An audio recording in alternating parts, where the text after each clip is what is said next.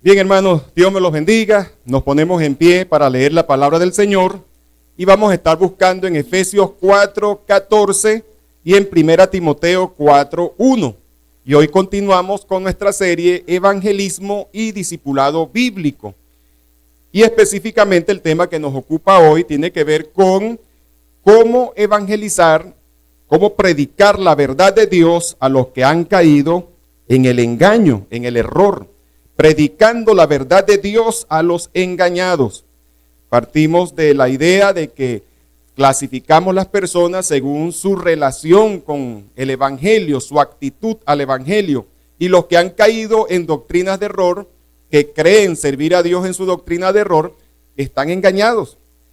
Y a ellos debemos predicarles la verdad de Dios. Leemos la palabra del Señor en Efesios 4:14. Bajo la bendición del Padre, del Hijo y del Espíritu Santo. Para que ya no seamos niños fluctuantes, llevados por doquiera de todo viento de doctrina, por estratagema de hombres que para engañar emplean con astucia las artimañas del error, sino que siguiendo la verdad en amor, crezcamos en todo aquel que es la cabeza, esto es, Cristo, de quien todo el cuerpo, bien concertado y unido entre sí por todas las coyunturas que se ayudan mutuamente, según la actividad propia de cada miembro, recibe su crecimiento para ir edificándose en amor. Y dice en 1 Timoteo 4:1, pero el Espíritu dice claramente que en los postreros tiempos algunos apostatarán de la fe, escuchando a espíritus engañadores y a doctrinas de demonios. Amado Padre, en el nombre de Cristo Jesús, te doy las gracias por permitirme el honor de leer tu palabra y de exponerla, Señor. Te pedimos que nos guíes en este estudio, que este estudio de tu palabra, Señor, pueda ser nutritivo para nuestra vida espiritual, para nuestro crecimiento, Señor, y para nuestra efectividad evangelística.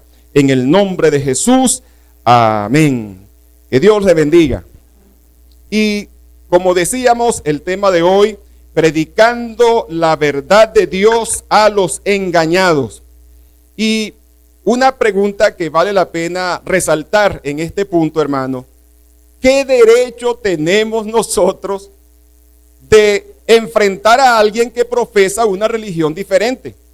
¿Con qué derecho voy yo donde, no sé, un testigo de Jehová, un adventista, un mormón, o cualquier otra persona que profesa una fe diferente? ¿Con qué derecho voy yo a decirle que cambie su fe para profesar mi fe? ¿Con qué derecho? Si cada persona tiene, en términos generales, libertad para escoger lo que quiere que sea su vida y lo que quiere que sea sus valores. Sin embargo, ese derecho nos viene del mismo Jesucristo. Cuando en la gran comisión tú lees allá en Mateo 28, siempre leemos Mateo 28, 19 y 20 para hablar de la gran comisión, pero cuando tú lees el versículo 18, él comienza diciendo, toda potestad me es dada en el cielo y en la tierra. Y luego dice, por tanto, id y haced discípulos a todas las naciones. De ahí viene nuestro derecho. Porque el Señor, que tiene potestad soberana en el cielo y en la tierra, nos ha ordenado a nosotros, sus representantes, que prediquemos el Evangelio, y lo dice la versión de Marcos 16:15, el evangelista Marcos dice a toda criatura, mientras que en Mateo 28:19 el evangelista Mateo dice id y haced discípulos a todas las naciones, y la palabra nación allí en el griego es etnias, tiene que ver con todas las culturas, porque en una nación pueden existir diferentes etnias, diferentes posturas culturales. De manera que, mientras que Mateo 28:19 me habla de todas las culturas, de todas las etnias, Marcos 16:15 me dice toda criatura. O sea, me está hablando de cada persona que debe ser confrontada con el Evangelio de Dios. Entonces, mi pregunta es, ¿con qué derecho le predicamos el Evangelio y confrontamos a los demás con el debido respeto, como veremos más adelante, pero los confrontamos con la verdad de Dios? ¿Por qué? Porque Dios soberano nos lo ha ordenado. y tenemos el deber sagrado de predicarle a toda criatura y de discipular a todas las etnias, a todas las naciones. De allí viene nuestro derecho. Tenemos que comenzar por aclarar eso, porque alguien pudiera decirnos algo como eso, y debemos tener claras nuestras razones. Otra razón fuerte es que en muchas ocasiones, en muchos pasajes bíblicos, como por ejemplo 1 Timoteo 1, 10 y 11, dice que las personas serán juzgadas conforme al evangelio. O sea, el criterio, hay un juicio universal donde un gran trono blanco, y ese gran trono blanco que describe Juan en Apocalipsis 20, 11 al 15, ese gran trono blanco hace referencia a la magnitud del juicio que va a abarcar a todas las naciones, pequeños, grandes, pobres, ricos, todos tendrán que enfrentarse a ese juicio y serán juzgados conforme al evangelio. Y según Timoteo 1, y específicamente los versículos 10 y 11, pero en toda esa parte del pasaje, dice que será la ley moral de Dios, el criterio que Dios usará para juzgar a las personas. Esa ley moral que es conforme al evangelio, dice Pablo. Entonces, tenemos allí dos razones fuertes para predicar el evangelio a toda criatura, incluyendo a esas personas que no han recibido a Cristo como su Salvador y que profesan una fe diferente, es decir, pertenecen a una doctrina religiosa. No voy a hacer un repaso minucioso del estudio pasado, solamente quiero hacer énfasis en dos cosas, dos elementos muy importantes antes de entrar en materia con la enseñanza de hoy. En primer lugar, que es un llamado al arrepentimiento. La verdadera evangelización es un llamado al arrepentimiento. Textos como Lucas 13:5, donde Jesús les dijo: si no os arrepentís, todos pereceréis igualmente. Y como leemos en Mateo, en Lucas 24, 46 y 47, donde Él ordenó que se predicara en su nombre el arrepentimiento y el perdón de pecados.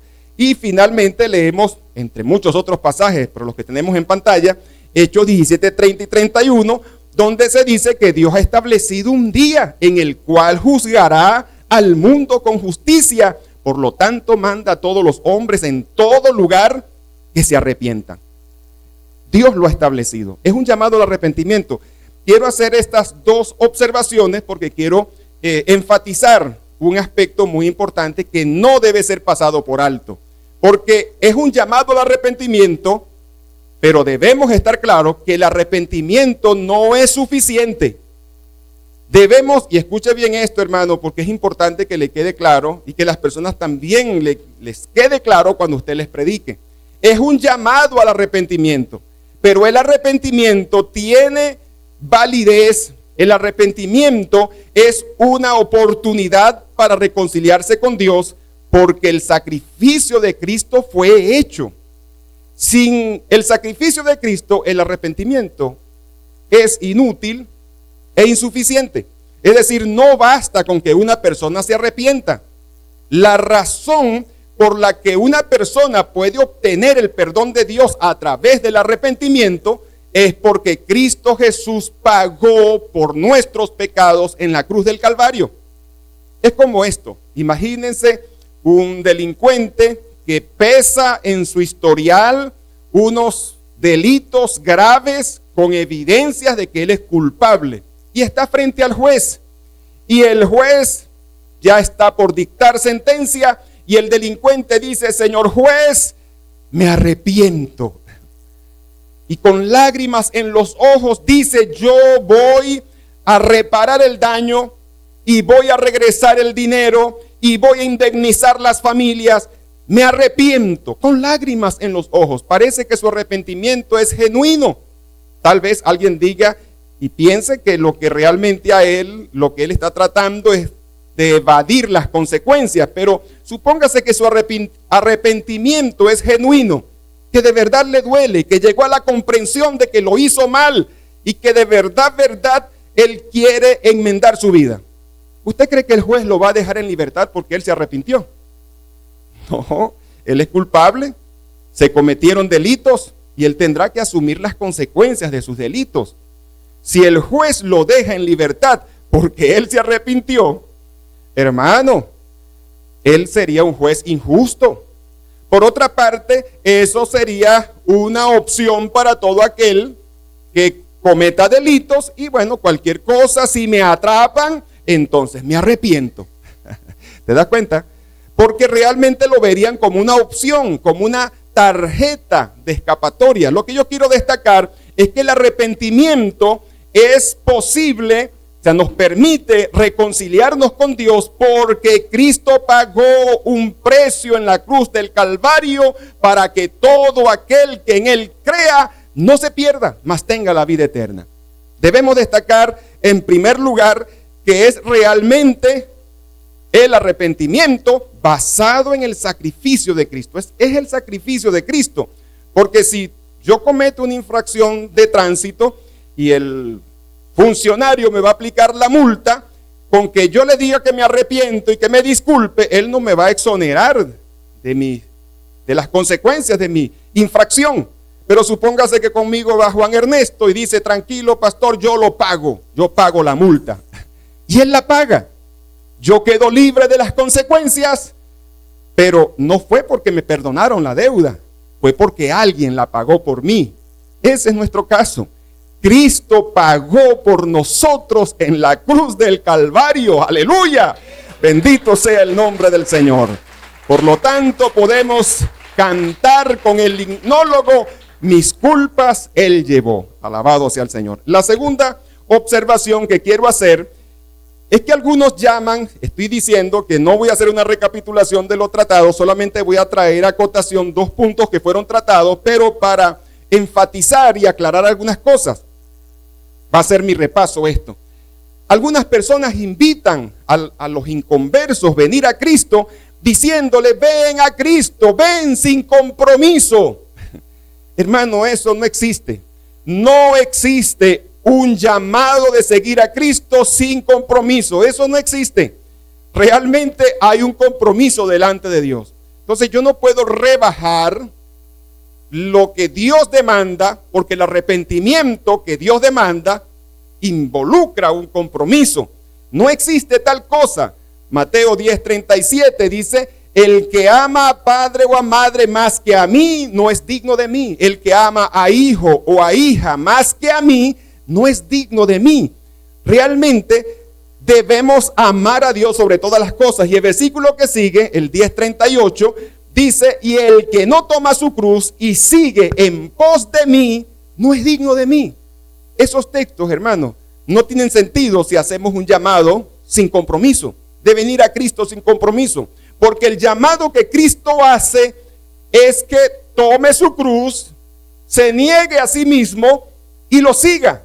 Ese es el llamado que Cristo hace. No podemos rebajar las demandas de Dios. Tenemos que predicar el evangelio. Y en Mateo 16:24, si alguno quiere venir en pos de mí, niéguese a sí mismo y tome su cruz y sígame. No existe seguir a Cristo sin compromiso. Y hermanos, y es importante destacar esto, porque algunas personas ya están en los caminos del Señor y no progresan, no avanzan, se quedan estancados en el tiempo porque no han entendido esto, hermano. Quieren seguir a Cristo sin compromiso. Quieren seguir a Cristo, pero no quieren soltarse. Imaginen esta escena. Una persona está sujeto a un mecate y quiere alcanzar este otro mecate. Y está haciendo presión para alcanzar este otro mecate, pero no llega. Muchas personas quieren agarrarse de Cristo, quieren seguir a Cristo, pero no quieren soltar el mecate que los mantiene atados a este mundo. Hay cosas de este mundo a las que ellos no quieren renunciar. Muchos llamados cristianos hoy están aferrados a sus prácticas, a sus hábitos, a sus vicios, a su pasado y no quieren soltarse. Y créame, mis hermanos, hasta que tú no te sueltes, no vas a poder agarrarte realmente de Cristo. Escuché la anécdota hace muchos años, la leí. Una anécdota de un par de borrachitos que estaban en una taberna y estuvieron hasta altas horas de la noche consumiendo alcohol y salieron embriagados. Tenían que cruzar el río para llegar a sus casas. Salieron de la taberna, se subieron al bote y empezaron a remar, a remar, a remar y a remar. Pero notaban que pasar el río era cosa de media hora. Y pasaban las horas y ellos aún remando. Y pensaron que por lo borrachos que estaban, pensaron que se les estaba pareciendo mucho tiempo. Pero que realmente estaban todavía pues en su tiempo real. Cuando ya venía amaneciendo, observan que todavía están en el mismo lugar. No habían salido de la orilla. Y cuando empiezan, ya estaban un poco más sobrios, y cuando empiezan a observar, se dan cuenta que el bote todavía estaba amarrado en la orilla. Se subieron al bote, pasaron toda la noche remando, pero estaban anclados a la orilla. Muchas personas hicieron un simulacro de recibir a Cristo como el Señor de sus vidas, pero siguen amarrados, anclados a este mundo. No quieren renunciar a esas cosas que les son preciosas.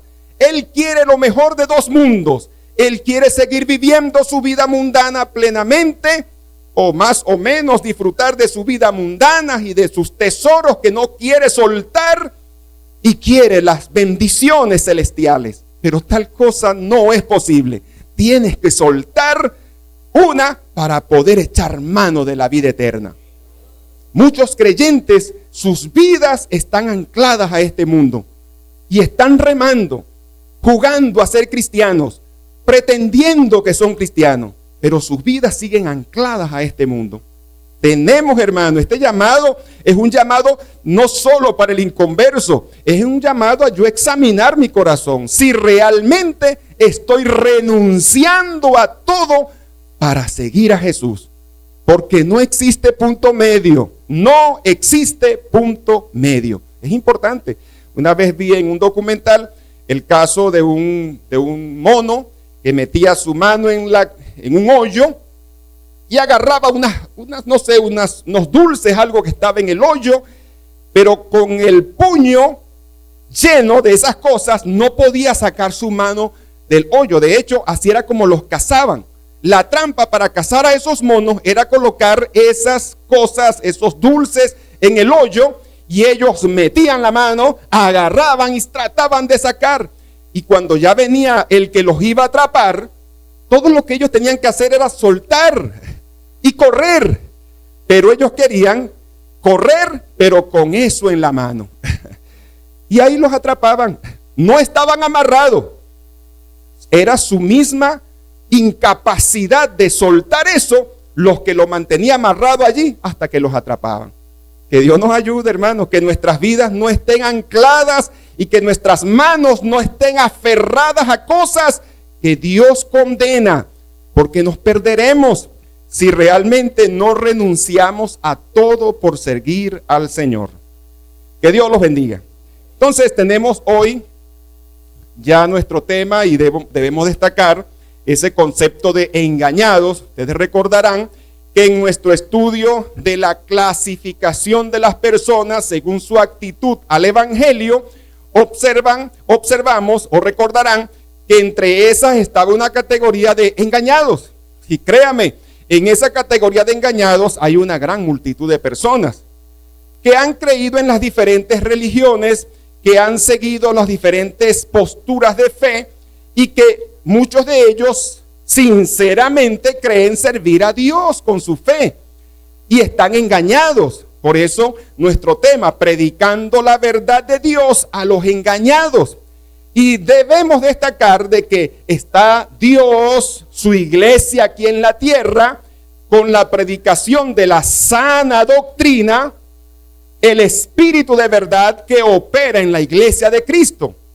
Y está el mundo, Satanás, con las diferentes posturas religiosas que Satanás ha creado para crear puertas que confundan y que de alguna manera hagan invisible o menos relevante la puerta de Dios de salvación.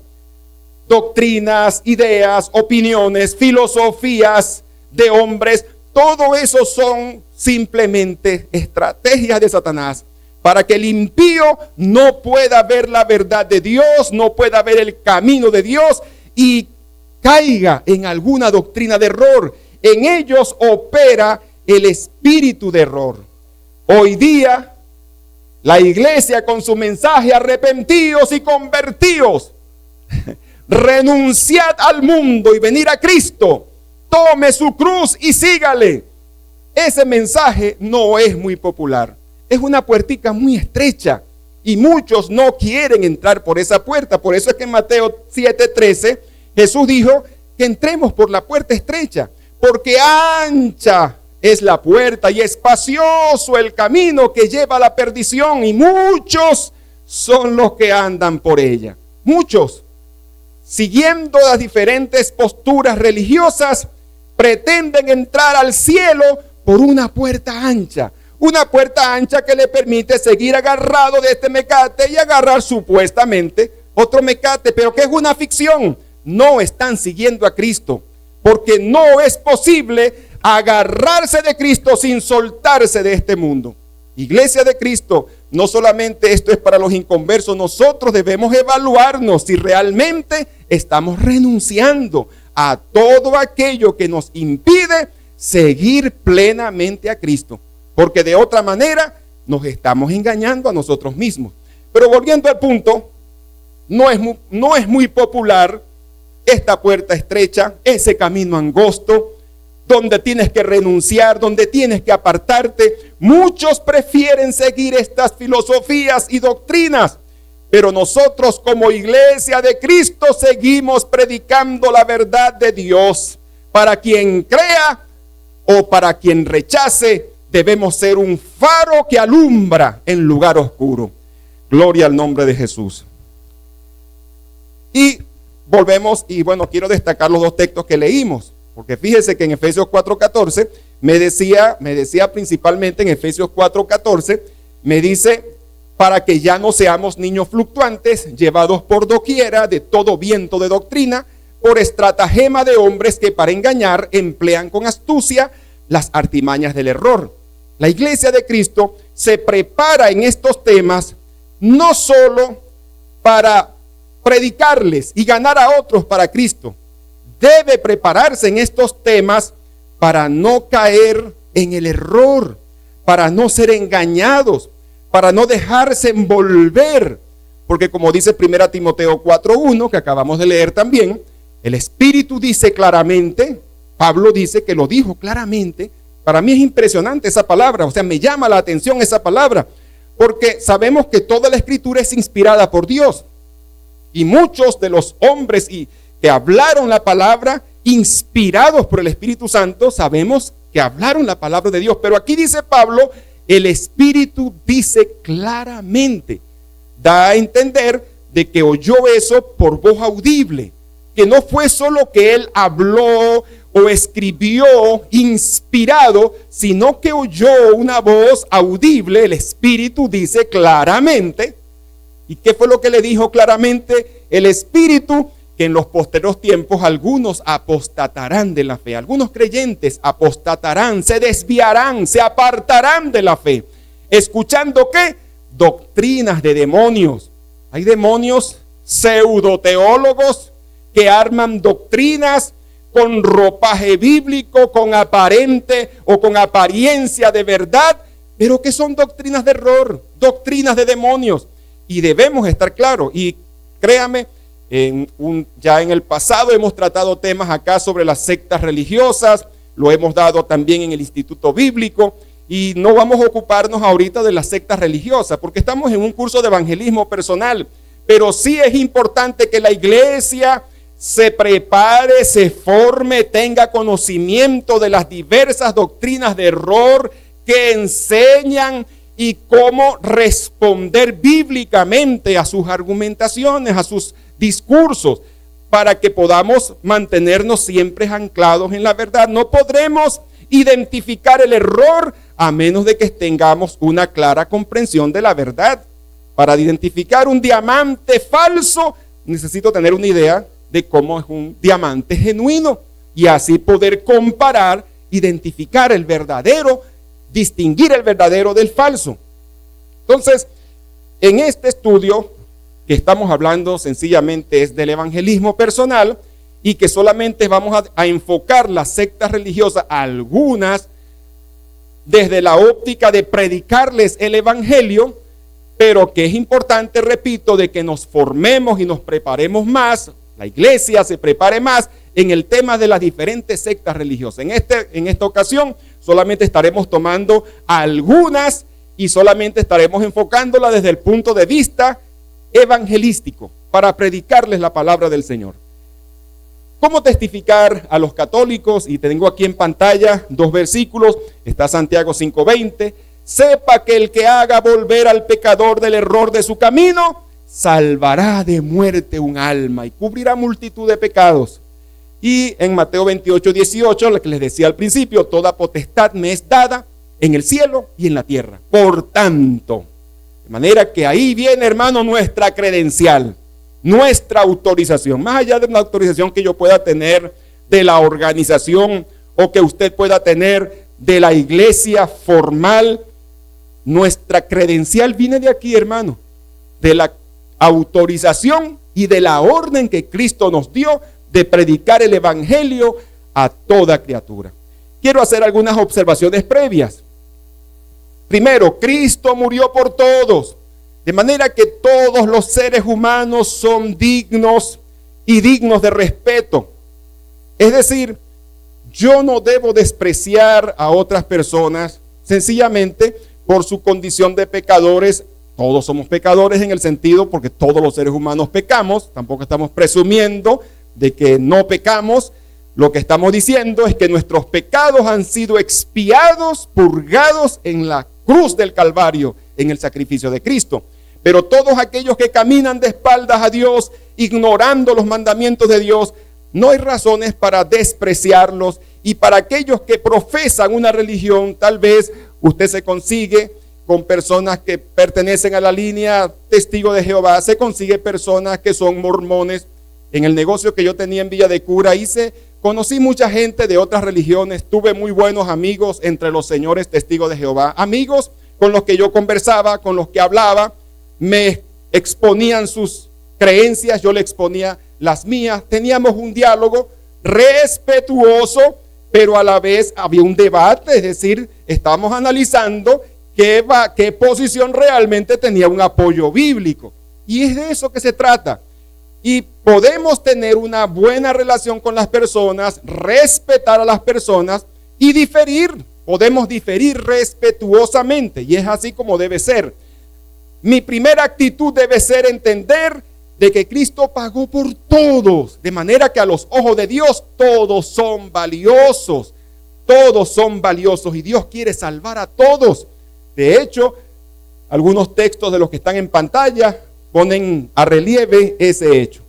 Trátelos con amabilidad. De hecho, aquí en Primera de Pedro 3:15, donde dice que estemos siempre preparados para presentar defensa con mansedumbre y reverencia ante todo el que demande razón de nuestra fe. Esa palabra, con mansedumbre, con reverencia, me habla de una actitud respetuosa. Hermanos, si yo no me preparo bien, es muy posible que tendré que apelar muchas personas apelan a la hostilidad o a la agresividad porque no están preparadas para ello, para hablar. Porque si yo conozco la verdad, hermano, la verdad no necesita que yo la defienda. La verdad es algo así como un león enjaulado, que lo único que tengo que hacer es abrirle la jaula y él se defiende solo. Un león no necesita que yo lo defienda, ábrele la jaula y él se defiende solo. Contra la verdad nada se puede, dice Jesús. Y si yo comprendo esa verdad, podré hablar con un tono de voz respetuoso, con argumentos respetuosos, en un tono de voz amable, pero diciendo verdades contundentes que ponen a la persona a pensar y a cuestionar lo que están creyendo, lo que están planteando. Entonces, es de eso que se trata, que nos preparemos y destacamos que la palabra preparado es una palabra compuesta. preparado. Es decir, parado con anticipación para asumir un desafío. No es cuando te tocan la puerta un pseudo testigo o cualquier otra persona de las que puedan venir a tu casa a compartirte su fe. No es en ese momento que voy a comenzar a prepararme. Debo prepararme, estar listo para cuando llegue el momento. Entonces, es importante que sobre todo seamos corteses y respetuosos. El objetivo es guiarlos a la obediencia a Cristo. Mire cómo lo dice 2 Corintios 10:4, porque las armas de nuestra milicia no son carnales, sino poderosas en Dios para destrucción de fortalezas. Y el versículo 5, derribando argumentos y toda altivez que se levanta contra el conocimiento de Dios y llevando cautivo todo pensamiento a la obediencia a Cristo. ¿Te das cuenta? Derribamos argumentos que se levanta contra el conocimiento de Dios. ¿Y cuál es el propósito? No es ganar discusiones, hermano. Hay personas que les gusta discutir, debatir, ganar discusiones, alardear de que los dejé callados. Ese no debe ser nuestro objetivo. Y si yo quiero que el Espíritu Santo me respalde, mi objetivo no es demostrar que yo sé más que alguien, que algún otro. No es dejarlos callados, no es dejarlos avergonzados. No, ese no debe ser mi propósito. Yo debo trabajar con un objetivo de guiarlos a Cristo, derribando todo argumento que se levanta contra el conocimiento de Dios y llevando cautivo todo pensamiento a la obediencia a Cristo. De eso es que se trata. Ese debe ser mi objetivo. Nuestro objetivo no es ganar discusiones. Nuestro objetivo no es andar peleando con la gente y demostrarles que están equivocados.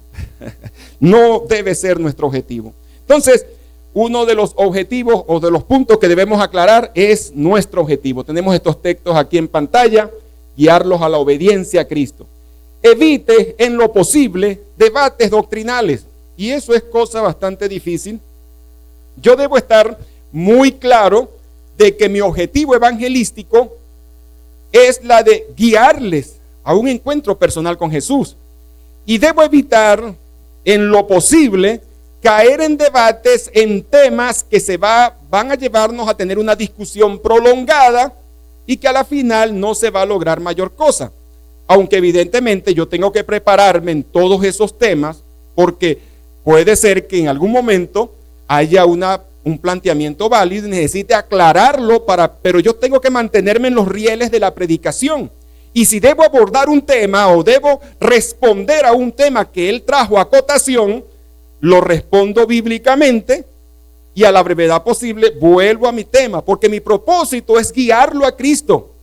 Mi propósito es que él pueda ver el plan de salvación, porque estamos hablando de la evangelización, de guiar a las personas a un encuentro personal con Jesús. Repito, me preparo y estoy listo para atender a esos temas, pero mi propósito no es caer en debates. Es más, yo voy a tratar de evitar los debates doctrinales y voy a tratar de mantenerme en los rieles de la predicación evangelística.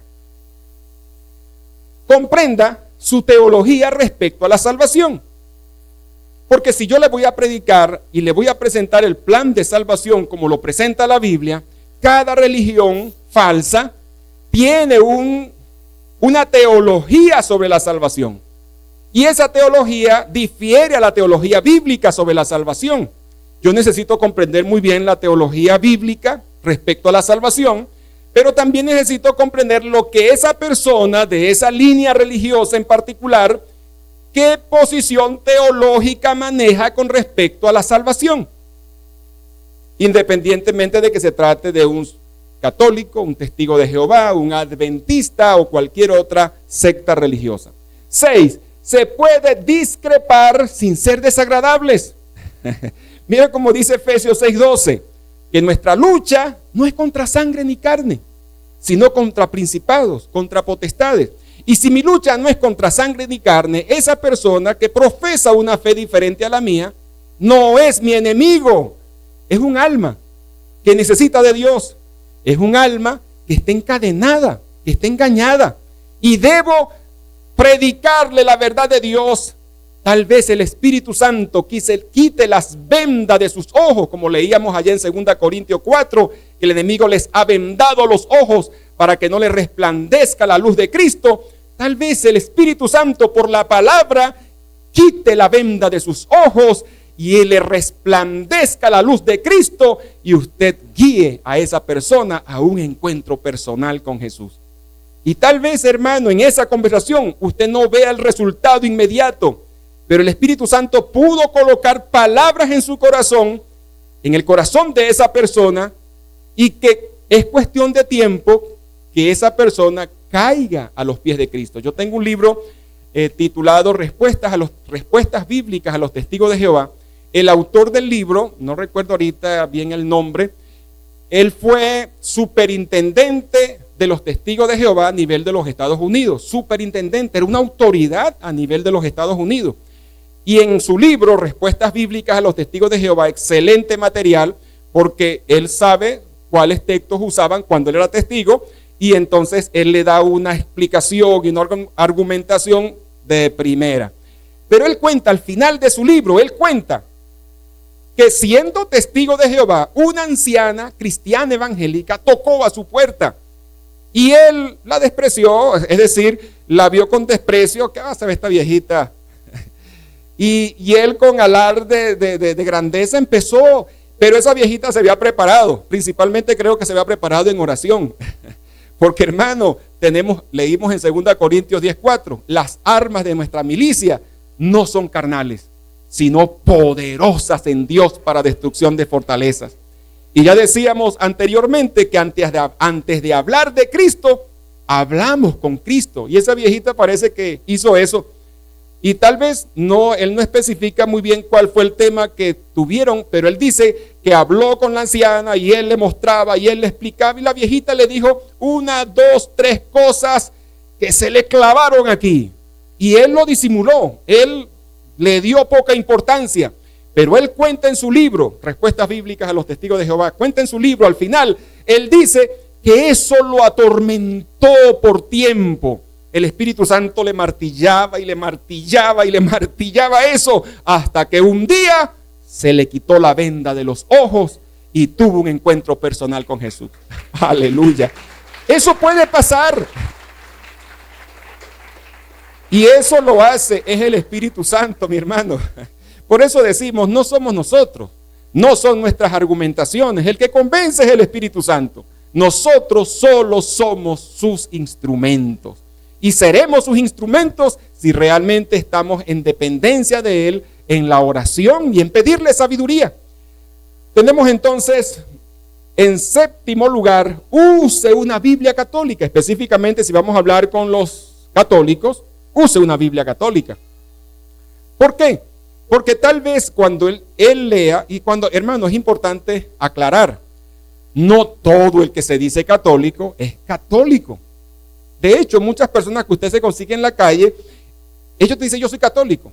Y ellos se autocalifican de católico porque los bautizaron y después nunca más fue a una iglesia. De hecho, en esa ocasión no fue que lo llevaron para que lo bautizaran. O porque lo bautizaron y lo casaron. Pero esa persona realmente no es católica. O sea, es católica en el sentido de que él profesa intelectualmente su fe o la iglesia católica, la religión católica como su religión, en ese sentido. Pero cuando hablamos de un católico, estamos hablando de una persona que está involucrada, que conoce, que mantiene una conexión constante y que de alguna manera tiene algún nivel de conocimiento y de compromiso vivencial con esa religión que profesa como suya. Muchas de las personas que se llaman católicos, usted lo puede fácilmente ubicar en la categoría de indiferente, de objetantes, las otras categorías, porque es un inconverso más, que realmente, si usted va a tener la conversación que yo le voy a plantear más adelante, tendrías primero que predicarle lo que ellos creen, los católicos, para después refutarle. No tiene sentido. Predíquele como cualquier otro inconverso. ¿Sí me captan el punto? Una vez yo estuve conversando, fue con un testigo de Jehová, pero que estaba nuevo.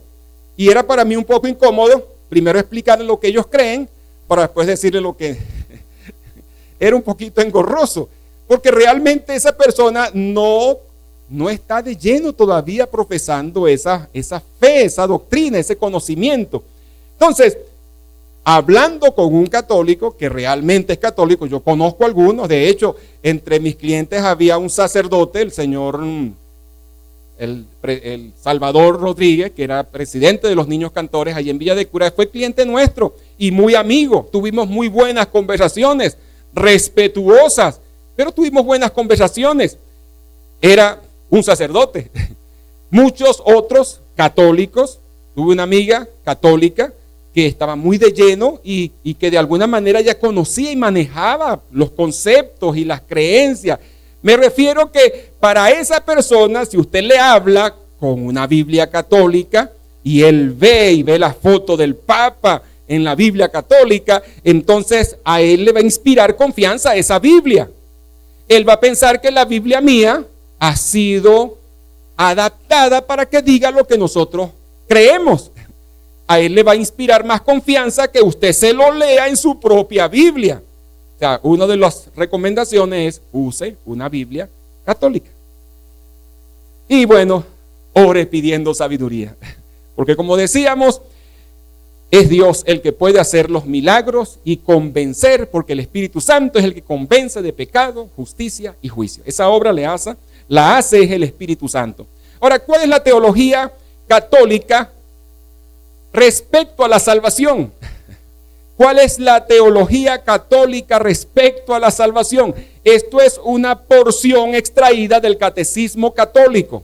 Esta es una porción extraída del Catecismo Católico. De manera que cuando yo digo, esta es la postura católica respecto a la salvación, puedo decir, esto es lo que ellos enseñan. Hermano, recuerdo que hace años yo estaba cursando la licenciatura en la Universidad FLED, la licenciatura en teología, y recuerdo que en una de las materias nos pusieron a hacer un trayecto, nos ordenaron a hacer un proyecto, y entre las opciones estaba redactar un diálogo imaginario con un católico, es decir, redactar un diálogo con un católico, pero teníamos que insertar todo lo que habíamos visto en la materia.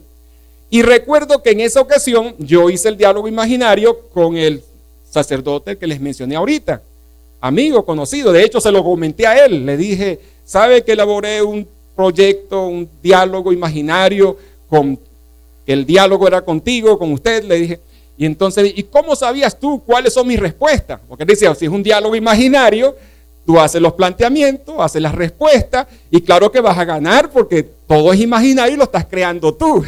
Entonces, ¿cómo sabes tú? Me dijo el sacerdote, ¿cómo sabes tú cuáles serían mis respuestas? Y yo le dije, bueno, porque yo estoy tomando lo que es la posición oficial de la Iglesia Católica. Y yo asumo que siendo usted sacerdote, esos serían sus planteamientos. Oye, me gustaría leerlo. Y perfecto, se lo puse en la mano para que lo lea. Y quedamos en eso, por cierto, en esa ocasión. Bueno, leemos el Catecismo Católico. Ninguno de nosotros, esta es una porción, repito, dice, ninguno de nosotros, no importa cuán unido esté a Cristo o a la vida cristiana, se sentirá preparado para entrar al cielo así como está.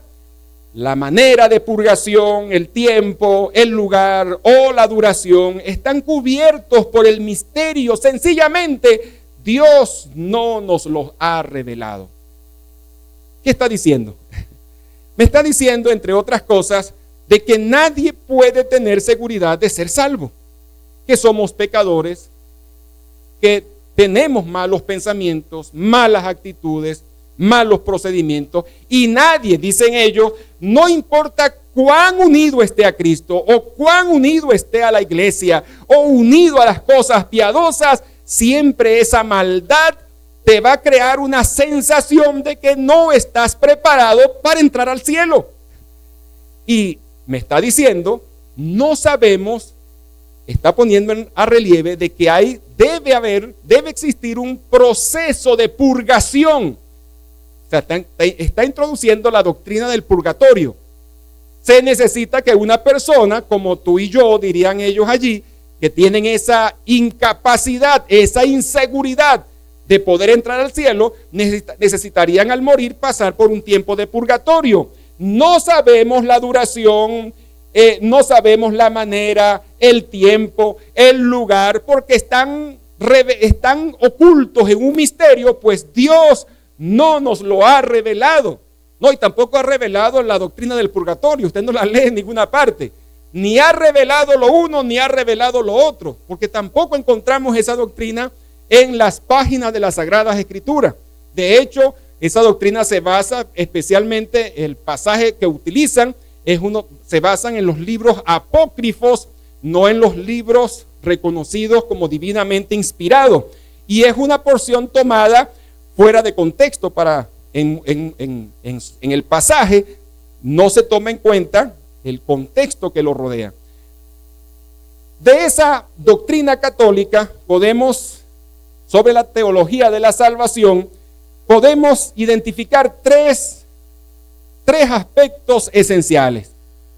La doctrina católica sobre la salvación, la teología católica respecto a la salvación, es que la salvación es incierta, mediada y sacramental. O sea, la teología católica respecto a la salvación puede resumirse en estas tres palabras: incierta, mediada y sacramental. Eso, por supuesto, sería algo así como sigue. Es incierta porque nadie puede tener la seguridad de que la salvación, nadie puede tener seguridad de la salvación en el tiempo presente. Leíamos en el texto, en el catecismo católico, que nadie puede tener la seguridad de que va a entrar al cielo. No importa cuán unido esté a Cristo, o cuán unido esté a la iglesia o a las cosas sagradas, nadie puede tener la seguridad. De manera que es incierta porque nadie puede tener la seguridad de entrar al cielo, porque sus pecados, sus imperfecciones, él necesita pasar por un tiempo de purgatorio para purificarse. Es incierta. Ahora, cuando usted le lee estos textos en una Biblia católica, mi hermano, usted le puede pedir, lógicamente el católico manejaría, ese católico con el que usted está hablando, maneja esos conocimientos de lo que dice el catecismo. Y entonces usted le puede decir que esa doctrina de respecto a la salvación dice que es incierta. ¿Y cómo entiendes tú lo que Jesús dijo aquí en Juan 5:24? Nuevamente, que él mismo lo lea en su Biblia. Muéstrele que es una Biblia católica. Muéstrele la foto del Papa que está allí. Muéstrele el escrito para que él se dé cuenta que es una Biblia católica y que lo que está leyendo es confiable para ellos. Mire cómo dice: sí, se los aseguro, quien oye mi mensaje y da fe al que me envió, posee vida eterna y no se le llama juicio. No, ya ha pasado de la muerte a la vida. Hermano, ahí no me da la idea de algo incierto, no me da la idea de algo de lo que no se puede tener seguridad. Me está diciendo que puedo tener seguridad aquí y ahora en base al sacrificio de Cristo. Primera de Juan 5:13, me he propuesto con esta carta que ustedes, los que creen en el Hijo de Dios, estén ciertos de que tienen vida eterna. Aleluya. Que poseemos aquí y ahora. Repito, si usted se lo lee, mejor dicho, le permite que él lo lea en su Biblia y usted enfatiza los textos, las frases que están subrayadas, usted debe enfatizarlas y confrontarlas con la posición católica respecto a la salvación. ¿Sí me captan el punto? Mediada. La salvación es por medio, según la teología católica, de Jesús, María y los santos. Y ellos asumen de que nosotros realmente no tenemos un historial de buenas obras. ¿Recuerdan el ejemplo que en alguna ocasión le puse? Estamos en una condición, en una montaña, nuestra condición delante de Dios, y la montaña de ser justificados y aprobados delante de Dios, y un abismo que nadie puede saltar con buenas obras. Bueno, lo que ellos me están diciendo allí es que aunque yo no tenga suficientes buenas obras, que necesito hacer buenas obras, porque necesito hacer los méritos, pero Jesús, María y los santos hicieron tantas cosas buenas que nos son acreditadas a nosotros, y entonces ellos me permiten pasar de mi condición pecaminosa a una condición de aceptación, algo así como ser justificado, no por mis obras solamente, claro que tengo que hacer obras, pero ellos dicen que sus buenas obras fueron tantas que alcanzaron para ellos, en el caso de María y de los santos, alcanzaron para ellos y sobró para nosotros. Y podemos nosotros con ese aval tener la mediación y poder recibir la aceptación de Dios. Es mediada.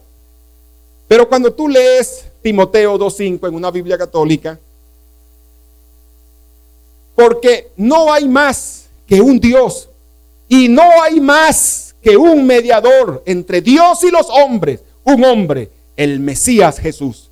Jesucristo hombre, dice en nuestras Biblias. Juan 14:6, respondió Jesús: yo soy el camino, la verdad y la vida, y nadie se acerca al Padre sino por mí. No menciona a nadie más, solo Jesús. Hechos 4:12, y en ningún otro hay salvación, porque no hay otro nombre bajo el cielo dado a los hombres en que podamos ser salvos. Yo creo que eso no necesita ni explicación, hermano. ¿Verdad que no necesita explicación? Claramente me dice que en ningún otro hay salvación, y que no hay un nombre bajo el cielo dado a los hombres. O sea, ninguno de los santos hombres que vivieron para Dios, todos ellos fueron salvos también por gracia, por fe, por Cristo, por el sacrificio y la obra expiatoria. La misma María, que no, y aclaro, muchas personas piensan que nosotros despreciamos a María, bajo ningún término. María fue la madre de nuestro Señor Jesucristo, que lo concibió por obra y gracia del Espíritu Santo.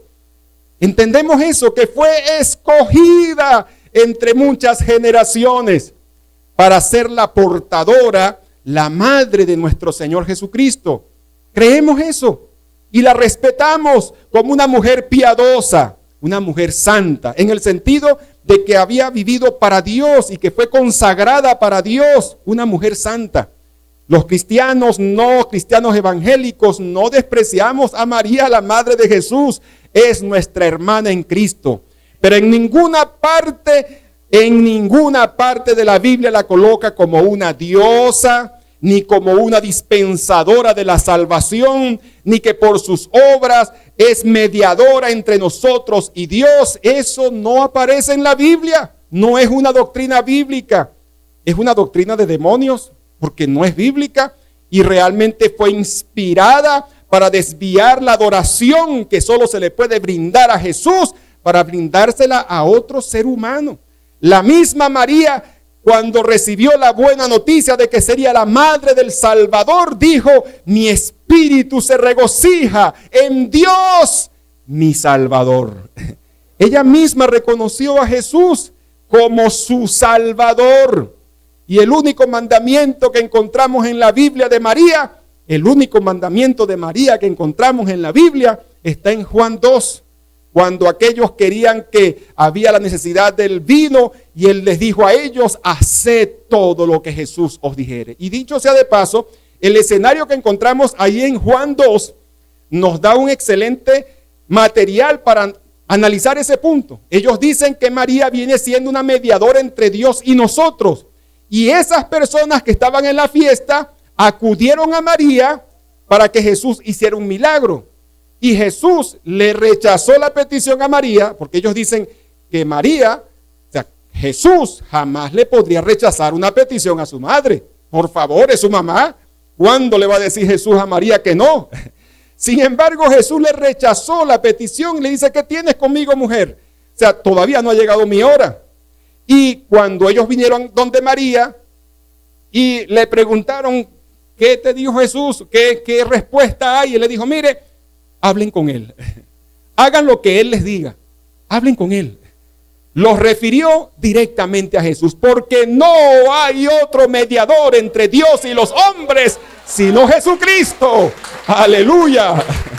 Gloria al nombre del Señor. Y sacramental. La doctrina católica dice que es incierta, mediada, sacramental. Y fíjese que es a través de los sacramentos. Ellos exponen que es a través de los sacramentos, es decir, el bautismo, la confirmación, eucaristía, penitencia, santos óleos, santas órdenes, matrimonios, son los sacramentos que ellos ponen y que las personas se conectan con la salvación, con Cristo, porque en ese caso la iglesia misma se convierte, con este punto, la iglesia católica misma se convierte en una mediadora. Fíjense que estábamos diciendo que era mediada y hablábamos de Jesús, María y los santos. Pero con esta doctrina de los sacramentos que los maneja la iglesia, entonces la iglesia se convierte también en una mediadora. Quiero que usted entienda que ellos dicen que la persona es cristiana por su relación con la iglesia. Es decir, fueron bautizados en la iglesia. En el momento que fueron bautizados, la iglesia católica, entonces en ese momento nacen de nuevo y reciben el Espíritu Santo, y esa persona pasa a ser miembro de la familia espiritual, la familia en la fe. Esa es la doctrina católica. Pero esa doctrina coloca a la iglesia como una mediadora. Y yo quiero que usted entienda, hermano. Escuche, nosotros acá la iglesia de Cristo, la iglesia cristiana evangélica, no creemos que la iglesia seamos mediadores. No, somos salvos por Cristo, por fe, por gracia. Pero quiero que usted entienda esto. Usted pertenece a la iglesia porque está unido a Cristo. No es que porque está unido a Cristo, fíjese esto, usted pertenece a la iglesia gracias a su relación con Cristo. Al tener una relación con Cristo y ser adoptado como hijo de Dios, usted forma parte de la iglesia universal de todos los que hemos creído en Cristo. La iglesia católica lo plantea así. Ellos son como, imagínense un barco inmenso que está en un océano, un barco, y tiene una cantidad de buzos que están bajo en la profundidad de las aguas, y hay unos cables, unas mangueras de oxígeno, y el barco tiene todo el oxígeno que le está suministrando a los buzos que están en las profundidades. Entonces, en la mentalidad o en la teología católica, la iglesia católica viene siendo ese inmenso barco que tiene en su mano la salvación, y que todos aquellos que están unidos a la iglesia reciben de parte de la iglesia ese oxígeno de vida. Ese es más o menos lo que está implícito en la teología católica respecto a la salvación. Entonces, tú eres salvo, tú eres cristiano porque estás unido a la iglesia. Y resulta que no, usted no es salvo, hermano, porque esté unido a la iglesia. Es más, hay personas que se han unido a la iglesia, pero que no han creído genuinamente en Jesús. Y tal vez algunos de ellos hasta fueron bautizados y viven vidas en desobediencia y en rebeldía a Cristo, abierta. Como dije, no se quieren soltar de las cosas que saben que ofenden a Cristo y pretenden tener agarrado con ambas manos sin soltarse de uno, pretenden haberse unido a Cristo. Esa persona tal vez está unido a la iglesia, tal vez es un miembro en comunión y tal vez no sea salvo porque no ha nacido realmente de nuevo. ¿Sí me está captando lo que le estoy diciendo? Usted es salvo no porque se unió a la iglesia, usted es salvo porque se unió a Cristo y pertenece a la iglesia porque forma parte de esa iglesia de todos los que han sido salvados por una relación personal con Jesús. ¿Sí me captan? Porque eso parece como un trabalengua, parece como un trabalengua, pero por eso se lo estoy planteando de esta manera. Somos parte de la iglesia porque estamos unidos a Cristo. Y no porque estamos unidos a Cristo, y no porque estamos unidos a la iglesia, estamos unidos a Cristo. O sea, que yo esté unido a la iglesia no garantiza que yo esté unido a Cristo. Pero que yo esté unido a Cristo me une a la iglesia universal de Cristo en la tierra. Aleluya. Gloria al nombre de Jesús. La salvación entonces es a través de los sacramentos. O sea, hay obras que hay que hacer. Pero mire cómo dice esto, Efesios 2, 8 y 9. Y si usted lo lee en una Biblia católica, mire, dice, de hecho, gracias a esta es una Biblia católica. De hecho, gracias a esa generosidad están ya salvados. Fíjense que hay una garantía ya de salvación por la fe. Es decir, no viene de ustedes, no es cosa de obras que ustedes hagan. Es un don, es un regalo de Dios. No por obras, no es por obra no es por lo que hayamos hecho, para que nadie se gloríe. Hermano, eso deja claro de que no es por obra alguna, no es por los sacramentos, ni por ninguna buena obra que podamos hacer. Es un don de Dios, es por gracia, es por Cristo. Otro texto, primera de Juan 1:12, mas a todos los que le recibieron, a los que creen en su nombre, les dio potestad de ser hechos hijos de Dios. Es a través de Cristo, una relación personal con Cristo. Esos que hemos recibido a Cristo como Salvador y Señor de nuestras vidas, hemos sido adoptados como hijos de Dios. Aleluya. Yo les decía el domingo pasado, les daba una muestra de una oración posible que podíamos usar al guiar a alguien a una relación personal con Jesús, y les di varias aclaratorias con respecto a eso. Y debemos enfatizar, hermano, que esas palabras que pronunciamos o que alguien pronuncia cuando recibe a Cristo como Salvador pueden ser quizás bien redactadas o no. Lo que realmente vale es la actitud del corazón arrepentido que extiende la mano pidiendo la salvación de Dios. O sea, puede ser que esa persona no sepa orar, pero esa persona que ha sido compungida en su corazón, que entiende que ha pecado y que Dios ha hecho una provisión para salvarlo, y como un mendigo extiende la mano pidiendo la gracia de la salvación, las palabras que use son irrelevantes, pero la petición que hay en su corazón expresadas en esas palabras que pueda decir imperfectamente son suficientes para que esa persona sea perdonada, adoptada como hijo de Dios y con su nombre inscrito en el libro de la vida. Yo no necesito decirle a esa persona, dígale al Señor, inscribe mi nombre en el libro de la vida. No, porque es que el Señor sabe cómo maneja las cosas allá arriba. Él no necesita que yo le recuerde que a ese que hizo confesión hay que anotarlo. No, eso no hace falta que yo se lo recuerde. Automáticamente, si alguien nació de nuevo, su nombre queda inscrito, aleluya, en el libro de la vida. Gloria al nombre de Jesús.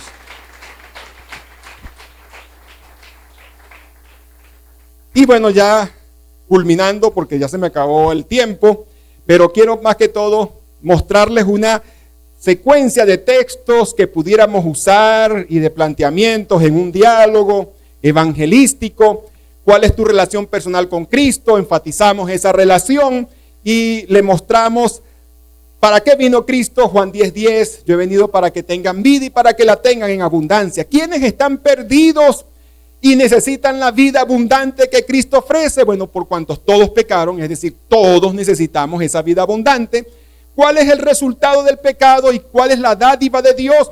Me dice en Romanos 6:23 que la paga del pecado es muerte, y estamos hablando de la muerte eterna, la perdición eterna, mas la dádiva de Dios es vida eterna. Ese recorrido de preguntas y de textos me va a dar un bosquejo de mi predicación evangelística, hablando con él y tal vez hablando con cualquier otro inconverso, pero enfatizando en el caso de un católico esos puntos que ya definimos anteriormente. ¿Cómo hizo Dios posible esto? En Romanos 5:8 me dice que por el gran amor con que nos amó, fuimos rescatados. Fue por el amor de Dios.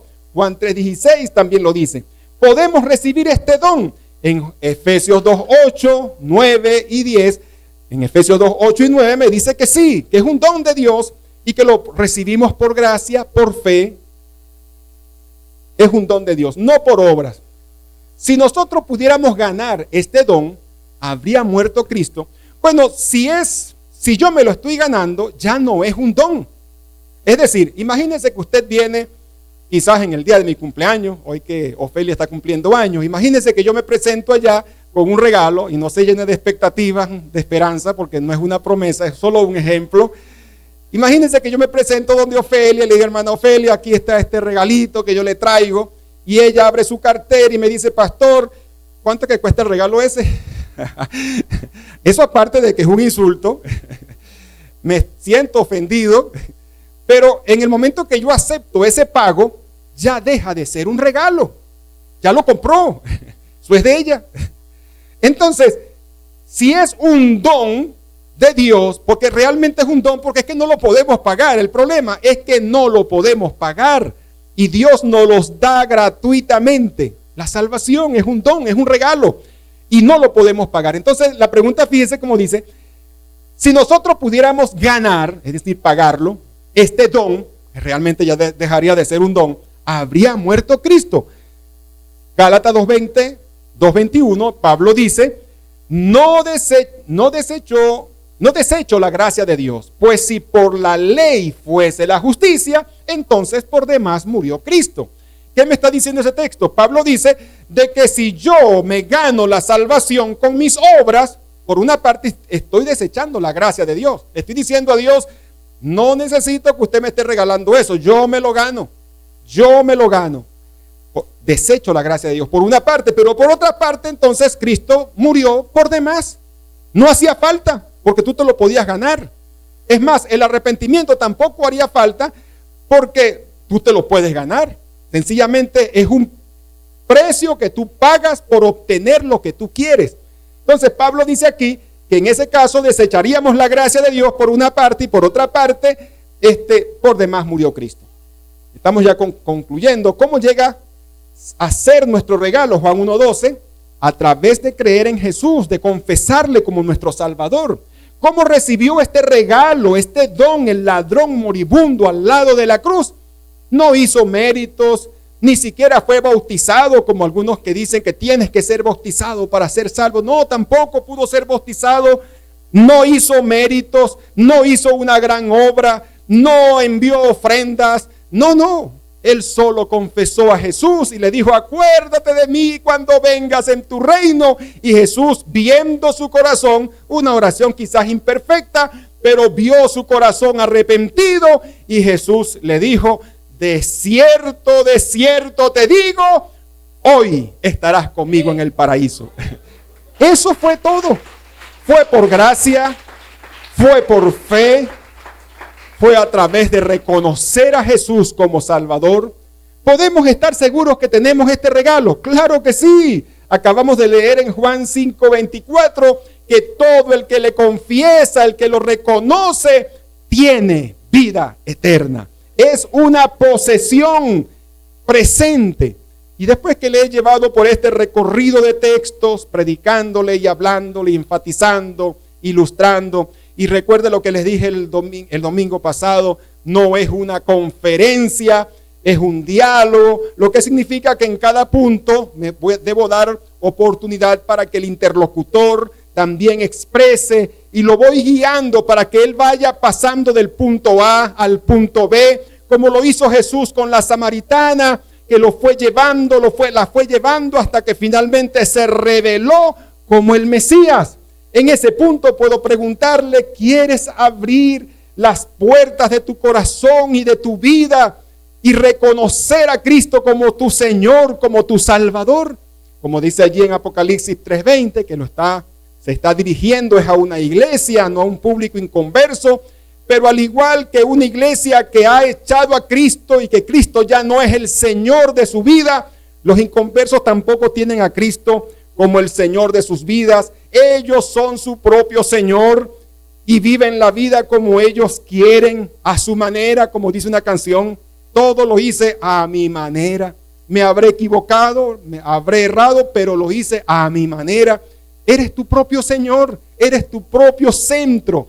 Pero cuando tú invitas, cuando tú reconoces a Jesús como el Señor y abre las puertas de tu vida, como Zaqueo, que permitió que Jesús entrara en su casa, Jesús le dijo: Zaqueo, hoy es necesario que pose yo en tu casa. Esa es la invitación de Jesús. Y todo aquel que lo reconoce y lo confiesa, obtiene por gracia el perdón de sus pecados. Su nombre queda inscrito y es adoptado como hijo de Dios. Que Dios me les bendiga. Esta es la enseñanza que estamos desarrollando en el día de hoy. Cómo predicar a los católicos, cómo compartir, predicando la verdad de Dios a los engañados, y específicamente cómo presentar el evangelio a los católicos. Vamos a ponernos en pie para dar gracias al Señor por esta prédica. Si hay un amigo en medio nuestro, hoy es el día aceptable. Hoy es el día de salvación. Amado Padre, en el nombre de Cristo Jesús, te doy las gracias por esta oportunidad de leer tu palabra, de exponerla. Te pido, Señor, que tu palabra, que no vuelve a ti vacía, produzca convicción de pecado y guíe por tu Espíritu Santo a cada persona a la obediencia a Cristo, Padre. Te lo rogamos en el nombre de Jesús. Amén.